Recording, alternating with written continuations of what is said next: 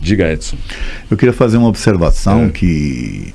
Você vê, a gente estudando a doutrina, ela nos abre os olhos para uma série de coisas, né?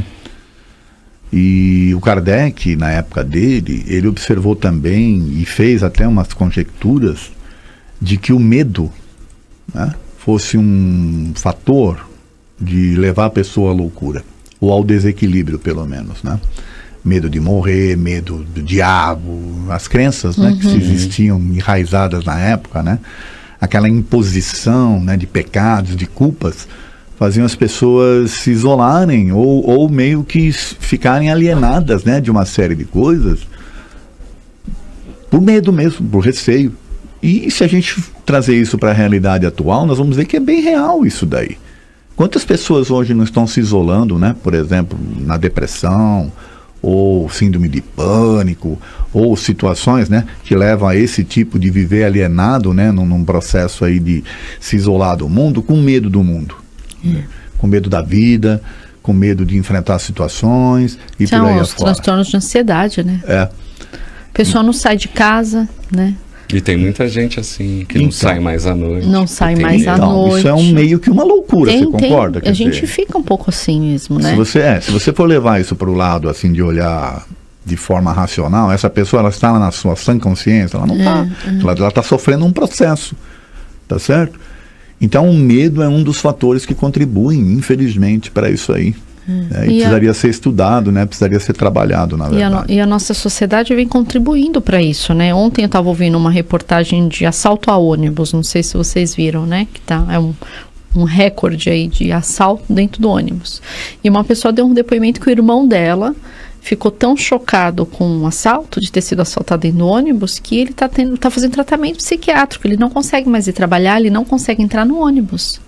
Né? Então, se a pessoa já tem uma predisposição, então essa insegurança que a gente vive também contribui, né, muito para desenvolver esses transtornos, né? Infelizmente, a gente está vivendo numa sociedade maluca, né? Se você for pensar bem, a gente vive uma sociedade que nos levam a desenvolver, né, esses transtornos, né? Com a internet, né? Tudo muito rápido, muita informação, muito ágil, isso vai gerando esses transtornos de ansiedade, né? Então, é muito comum. A gente tem muitas pessoas que convivem com a gente, que sofrem de depressão, transtorno de ansiedade, que é bipolar, né? Essas são os ditos, né, loucos mansos que convivem com a gente, né? Não são aqueles estados mais avançados, né? E a gente tem que tomar cuidado também, né? Porque, como é, Edson, de médico... de médico louco, todo mundo tem um pouco, né? E hoje a gente está bem, amanhã não sabemos, né? Podemos entrar a qualquer momento neste cenário aí, né? Também, né? É só você entrar numa situação como essa, você ficar com medo de alguma coisa, por exemplo, de receio, de não acreditar na providência divina, de não ter, né, uma base sólida de crenças, você se influencia e pronto. E aí vem a influência espiritual também para ajudar.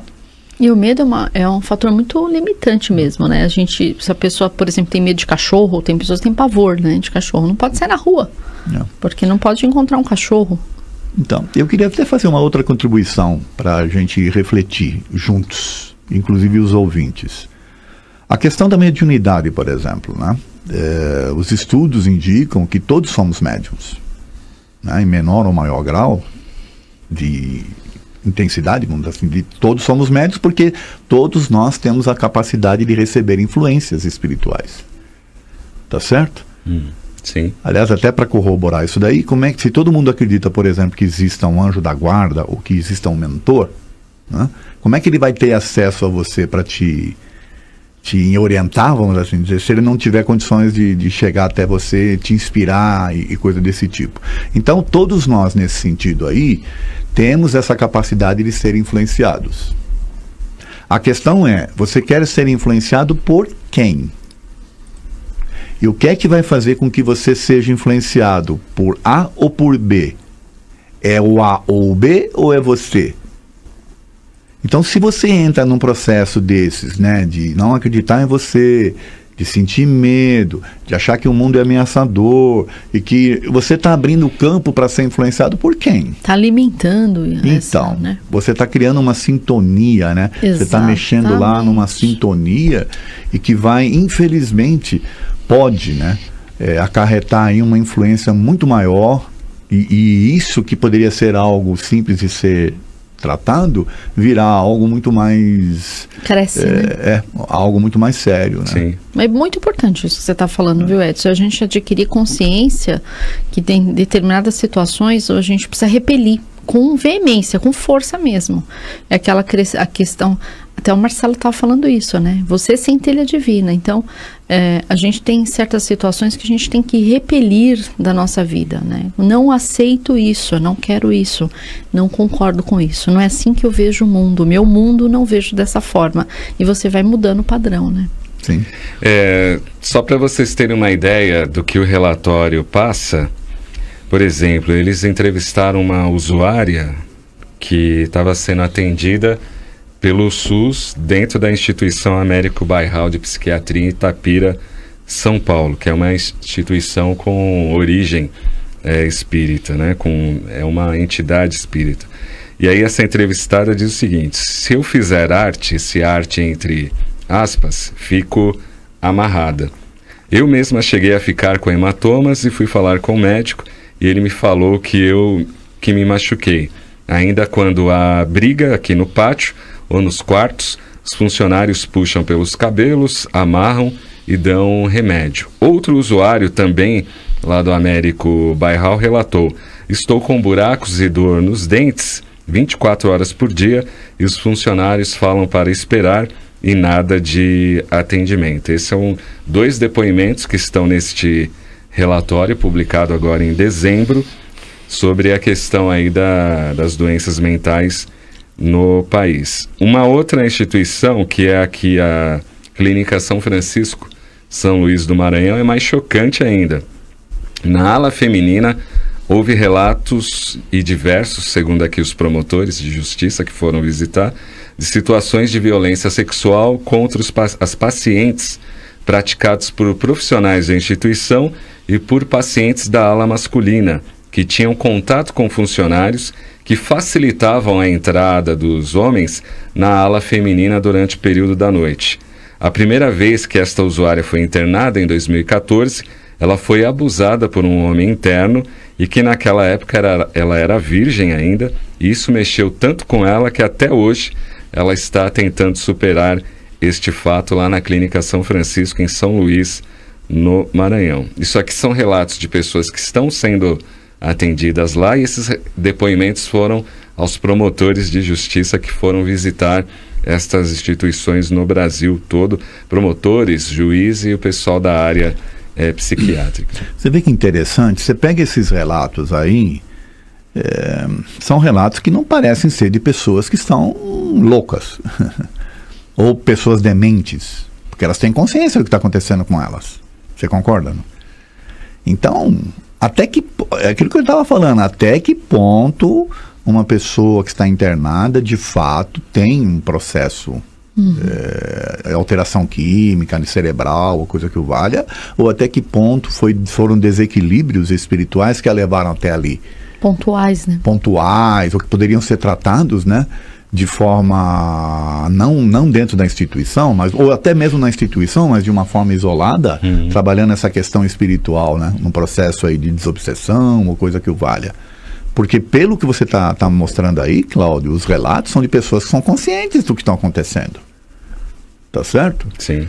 Então, veja, até que ponto essas pessoas de fato são loucas, né? Ou até que ponto elas estão... Tem alguma problemática, né, de emocional, mental, mas tem momentos de lucidez, né? Então, se ela tem momentos de lucidez, se tem momentos de lucidez, talvez não seja o cérebro. Agora, o que me deixa mais triste, Edson, é que o relatório aponta diversas instituições, mas as religiosas são as que têm mais problema. Cláudio, isso não é só nesse campo aí não, tá?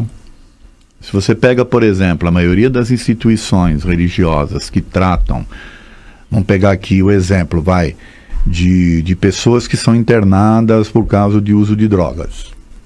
A maioria das instituições que acolhem são instituições religiosas. E aí vem todo um processo de catequização, de Sim. doutrinação naquela religião. Quer dizer, então, a pessoa ela se cura de uma coisa, mas às vezes ela sai desequilibrada em outra, entende? Eu não estou aqui criticando, não, é só... E às vezes os operadores, né, porque ela é fundada com aquele princípio, Sim. então fundamentada na doutrina espírita, por exemplo. Só que os cuidadores não são espíritas muitas das vezes, né? São pessoas, né? A gente falou aqui no início, no primeiro bloco, sobre a questão do nosso grau aí, da nossa evolução. São pessoas que também, por alguma razão, estão ali, né? Para conviver com aquelas realidades e se desenvolverem, né? Até entendo isso, Elaine, mas a direção é espírita. Então, se chega no ouvido deles qualquer tipo de situação, se é verdade ou não, eles têm que verificar. Precisa tomar medidas. O problema, Cláudia, é que quem é espírita? Olha, boa pergunta. E o que nós tratamos num programa aqui, o papel do espírita no mundo, lembra? Quer dizer, de fato, nós estamos sendo espíritas no mundo. Não vamos voltar ao programa anterior. Mas... centro espírita. Quer dizer, você é o personagem espírita dentro do centro espírita. Lá você é bonzinho, você é bacana, você chama todo mundo de irmão. Irmão pra cá, irmã pra lá. Você tem uma voz, né, suave. Um santo, né? Aí você sai e vira o personagem real. É difícil. Então, infelizmente, é o que eu estava falando, tem que estudar a doutrina. E a doutrina sendo estudada, ela tem que te transformar. Não adianta só ter o nome, né, espírita. Não, porque só o rótulo de espírita não resolve. Até para fazer uma brincadeira, a gente estava conversando essa semana lá no Caibar com umas amigas e sobre o medo da morte, né? Então, nós somos espíritas e a gente se depara com essa situação diariamente, né? De pessoas que têm pavor, o medo de morrer, né? Fala, mas a morte não existe, né? A gente brinca assim, porque uma coisa é você conhecer a doutrina, você ler, é a parte doutrinária, outra coisa é a vida real. E o equilíbrio entre essas duas situações, o que é real e o que é doutrinário, é que faz você se comportar de forma diferente, né?